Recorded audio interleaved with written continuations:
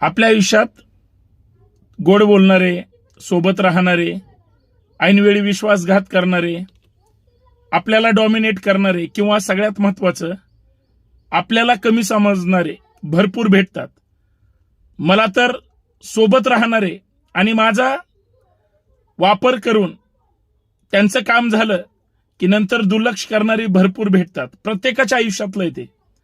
पण मी म्हणतो आपण जर एखाद्यावर प्रामाणिकपणे विश्वास ठेवला, आपण त्यांच्याशी चांगलं राहिलो, गोड बोललो, आता असं काय करायचं की त्यांच्यासाठी त्यांच्या मनासारखं त्यांना सतत आनंदी ठेवायचं नाही जमत आपल्याला.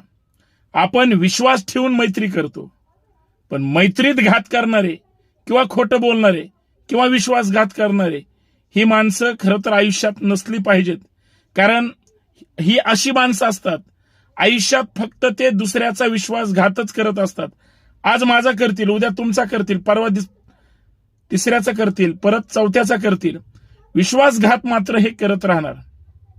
मला फक्त एवढंच त्यांच्याविषयी सदिच्छा व्यक्त करायची, आयुष्यात तुम्ही इतके सुखी राहा, इतके आनंदित राहा की तुम्ही आमच्याकडे परत वापस वळून पाहूच नका. खरंय की नाही? जय शिवराय.